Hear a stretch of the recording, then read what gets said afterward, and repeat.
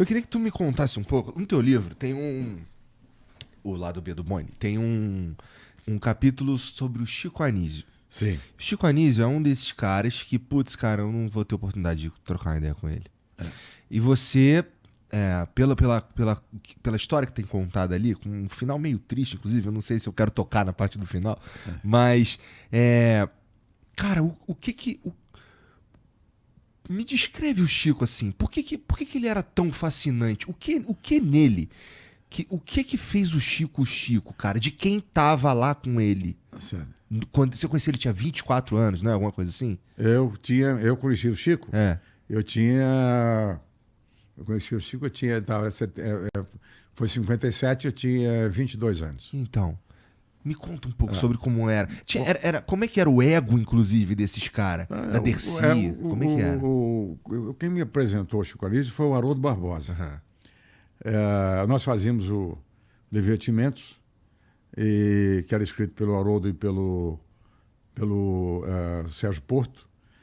E o Haroldo me disse, vem aqui ao Rio. Tua memória é boa pra caralho, meu irmão. Tua memória é muito boa. É boa, ela tem 90 anos de idade, mas ela foi um pouco apagadinha. Tu lembra os nomes, as datas, as idades, lembra tudo. Impressionante, cara. Lembro, graças a Deus. Lembro.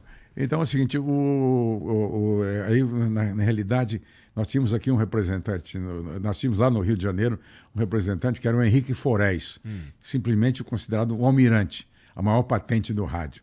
Ele era o nosso funcionário de supervisão dos programas.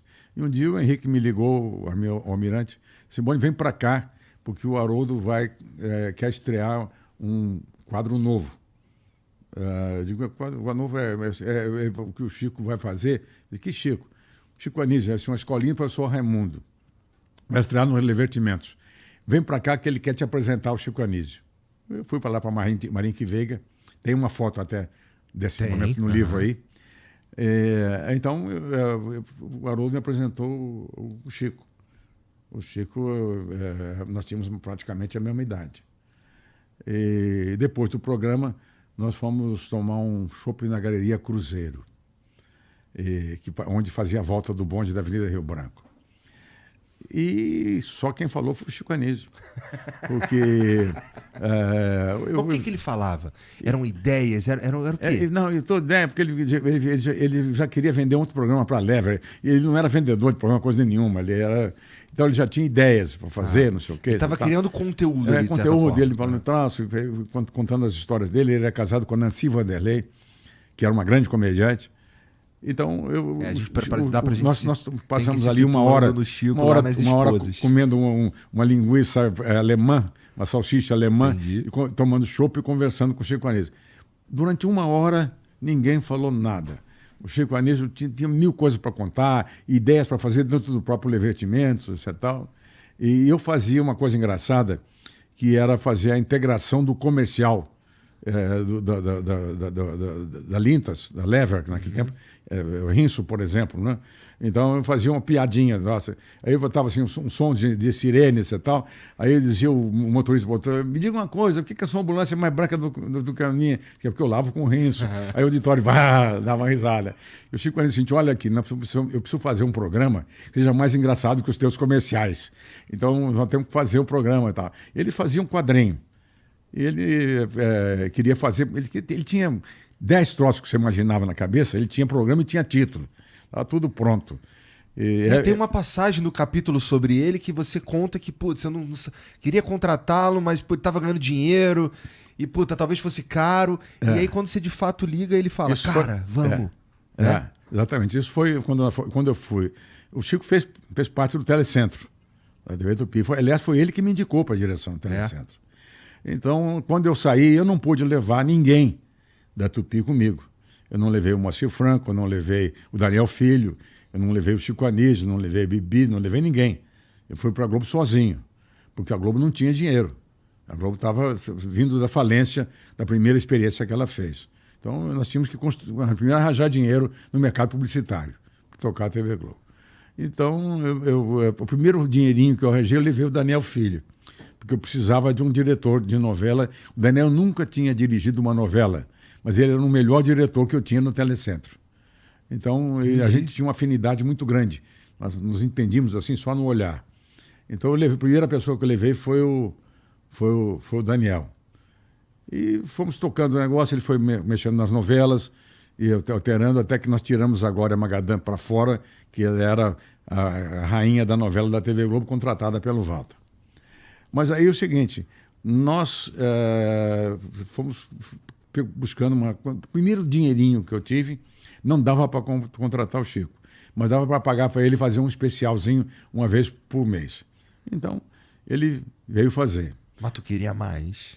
É? Mas tu queria mais, uma vez por mês? Eu queria mais, eu queria semanal, mas eu não tinha como pagar para ele. Ele tinha saído da TV Tupi e estava fazendo excursões pelo Brasil, ganhando dinheiro fazendo teatro. Ele estava fora da televisão. Aí conseguimos lá Mas aumentar. ele queria estar na TV, não é? Ele queria Depois estar você descobriu que ele queria estar na TV, não é? Não, eu falava muito com ele. É. Ele sempre me ligava. Bom, quando é que a gente vai para aí? Eu digo, pô, espera um bocadinho. Então, não tem dinheiro, pô. Não tem dinheiro para pagar e tal. E ele também eu não ia trabalhar de graça, não podia fazer isso, nem eu ia deixar, né? Ia aviltar a posição do profissional dele. Mas aí um dia nós fizemos lá uns acordos no final do mês, batemos a conta, era no final de 1969, e um lucro acima do esperado. E o Chacrinha brigou, saiu. O Chacrinha ganhava muito dinheiro. Ele tinha um esquema diferente, né? O contrato O Chacrinha ele era pago uma parte pela Globo, uma parte pela Casa da Banha. Tá. E ele tinha. E era vantajoso para ele pra cacete, não era? Era muito, muito vantajoso. Mas ele tinha um custo de produção muito alto. Na realidade, a gente pagava a produção e a Casa da Banha pagava o Chacrinha. Mas o Chacrinha custava caro. Muitos cachês, mesmo na parte. Eu tinha um programa barato, que era a Buzina do Chacrinha, e a discoteca, que era muito caro. E sobrou uma verba boa. Eu fiz duas coisas com a verba do Chacrinha. O Globo Repórter e eu contratei o Chico Anísio com a verba do Chacrinha. Então eu liguei para o Chico Anísio. Isso é que ano? Isso aí já tinha videotape? Final de 69. Ou ainda era os troços do ao vivo? Perdão. Ainda era tudo ao vivo na TV? Não, era gravada, mas o Chico Anísio já tínhamos tudo gravado. Tá. O videotape começou a partir de 1966, já estava tudo gravado. Em 63, já a Continental e a própria TV Celso já tinham o videotape. O videotape é da década de 60, logo no comecinho de 60. Tá. Porque o videotape permite o Chico, por exemplo, a contracenar consigo mesmo. Isso foi ele que inventou junto com o Carlos Manga. Mas quando isso é uma ideia do Manga? Não, foi a ideia do Manga. A ideia do Manga ele viu, isso agora é gravado, dá pra gente editar. Não dá pra editar, esse aqui é o problema. Não dava pra editar, porque a televisão gravada no videotape, ela tem pulsos. Então você tem que, para não pular a imagem, não existia essa montagem, nem lá fora nos Estados Unidos, essa montagem.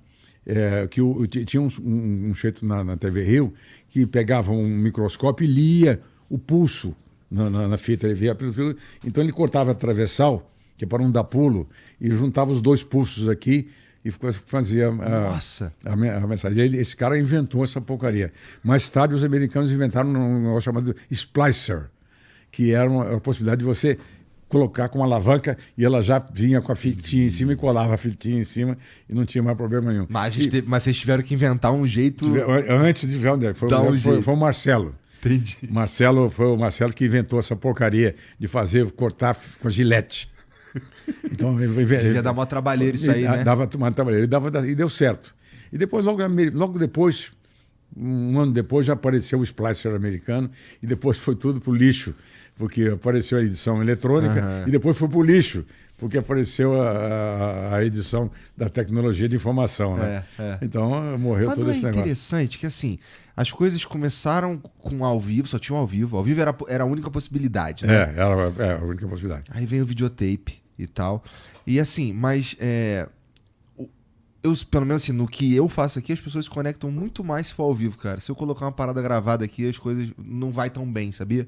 Né? É sempre ao vivo. Engraçado. O ao vivo, eu não sei, tem um lance de qualquer coisa pode acontecer. A televisão acabou com essa história do que é ao vivo do que é gravado. Então, aquilo que é gravado é mais elaborado, porque é editado e tal. E na televisão, ao vivo funciona, mas não há nenhuma vantagem em relação do vídeo e em relação da gravação. Especialmente hoje, você tem recursos de edição fantásticos, né? Você pode produzir coisas extraordinárias. Mas só para terminar, o Chico, eu liguei para o Chico. Te cortei. Liguei para o Chico. Ele estava em Recife. Ô Chico, eu tenho dinheiro para te contratar. Pode vir aqui, para cá. Ele falou assim, não, tá tudo bem. Agora me dá um valor. Diz aí quanto é que é. Ô Boni, o negócio é o seguinte, fala uma coisa só, pega o contrato, bota o valor, bota o que eu tenho que fazer e assina. Assina pela TV Globo e assina por mim também. Também um contrato em branco vale. Ele sabia exatamente o que ele queria fazer. Né? Ele sabia exatamente o que ele queria fazer e ele sabia quanto mais ou menos eu devia pagar para ele. Mas ele não me deu preço nenhum. Então eu estou louco para ir para fazer, vem para cá. E ele chegou, e assim, como era trabalhar com ele era... Você precisava interferir em algum processo ou era tudo sair da cabeça do Chico? Não saía da cabeça do Chico, mas evidente a gente conversava. Vamos fazer isso, vamos fazer aquilo agora, isso, porque havia a questão estratégica, né? O conteúdo era do Chico. Mas a estratégia era da gente para poder ver qual é o quadro que vai, como é que nós vamos fazer, se vai ser o Chico City ou vai ser o Chico Show, ou se vai ser o Chico Anísio só. Então a gente tinha que conversar sobre esses assuntos. Mas a minha relação com o Chico Anísio, talvez para a gente ter conhecido muito antes da televisão, era excelente. O Chico Anísio me disse, eu tenho isso gravado, assim, eu tenho 5 pessoas na minha mão que são meus amigos, você é uma delas. Então eu tenho muito orgulho disso aí, eu tenho isso gravado, ele dizendo em vídeo. Legal. Essa coisa. Então eu era muito amigo do Chico. Outra coisa que ele também fez no último livro que eu tinha anterior, eu pedi para ele escrever uma frase para o teu livro. Ele botou, o Boni só não fez o que não quis. ele é muito inteligente, muito generoso. Mas, aí verdade? Tu só não fez o que não quis? Não é verdade. Eu quero fazer muita coisa. Isso é o eufemismo do Chico. Mas é interessante porque eu consigo entender o que ele quis dizer, né? De fato, assim, tem muita coisa, a maneira como a comunicação se forma, ou como o estado que a comunicação no Brasil tem, muito à tua mão. Então, por isso pra mim é maneiro demais estar conversando contigo e entender um pouco melhor como foi tudo isso daí. Porque, bom, no fim das contas é isso que eu faço, né? Eu virei um comunicador. Mas é importante. Não é fácil, não. Porque aí não basta querer, né? Tem que ser. Aí não adianta ter vontade de ser comunicador. Mas teve uma parada que você falou aí sobre você, que é, cara, minha vida, eu tava nos lugares, eu por acaso vi um filme ou estudei eletrônica, não sei o que, e formaram o cara que eu sou hoje, que me dá a capacidade de estar à frente de um projeto como esteve, gigantesco, né? Eu acho que, às vezes, de vez em quando vem uns caras falar comigo e falam, cara, como é que tu faz isso? Eu falo assim, cara, eu sou absolutamente comum, cara. É só, assim, tem umas habilidades comuns que aconteceram de estar comigo. Que tudo a tua visão com tudo que você tem é muito mais aberta, né? Tem um sujeito que é estreitinho, lá tem um comunicador estreitinho, só faz aquilo. Esse sujeito não tem vida longa, não vai ter vida, porque não tem uma abertura. O que você tem que te dá essa posição é a sua capacidade de ver o horizonte, de ver a coisa mais aberta, né? Mas eu acho que isso daí vem porque eu tô na internet. A internet, ela eu não sei como era na TV, né? Daí você me ajuda. Provavelmente era parecido. Mas na internet, assim, amanhã, eu não sei como é que estão as tendências mês que vem. Daí, na internet, como as coisas são no dia a dia mesmo, e assim, especialmente o meu programa que é ao vivo, eu tenho feedback na hora do que está acontecendo, as coisas eu tenho a sensação que na internet as coisas acontecem mais rápido. Isso quer dizer que eu de fato tenho que estar o tempo inteiro vendo o que está rolando. Você tem essa vantagem que é também um castigo, que também é o feedback. É um castigo. Que é o feedback. É um castigo. Então você tem sabendo que você tem que mexer. É compulsório, né? Não é uma questão de você ter uma ideia, eu vou mexer. Não, você está sobre o tacão ali, ou mexe ou está morto. Mas felizmente, assim, as pessoas, pelo menos a nossa base, aquilo que a gente estava falando no começo, eles entendem o que é que a gente está fazendo aqui e entendem também que existem outras coisas que dá para fazer. Mas, não necessariamente mexer nisso daqui.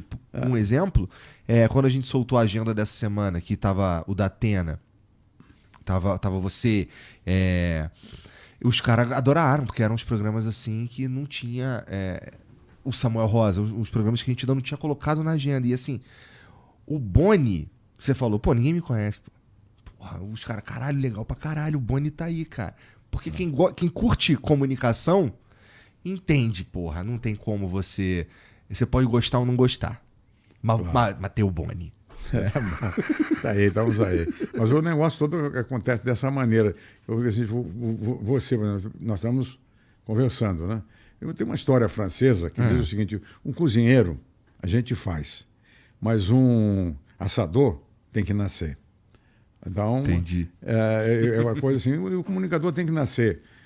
E se ele tiver possibilidade de agregar alguma coisa de conhecimento e da sua alma e da sua vida, a primeira vez que eu estou conversando com você. Então você é um comunicador nato, nasceu. Calma aí, cara. Não tem jeito. Quer dizer, a gente pode ficar... Bom, obrigado pela participação. Não, a gente... Coisas que... talvez algumas perguntas que se fosse feita numa entrevista, eu não ia poder responder. Nem ia colocar a maneira como você coloca as coisas, transforma num bate-papo agradável. E para mim, você já é um admirador que eu admiro. Obrigado, um cara. Comunicador que eu admiro. Que coisa. Bom, vem de um cara que, porra, você viu o Silvio Santos, por exemplo, né?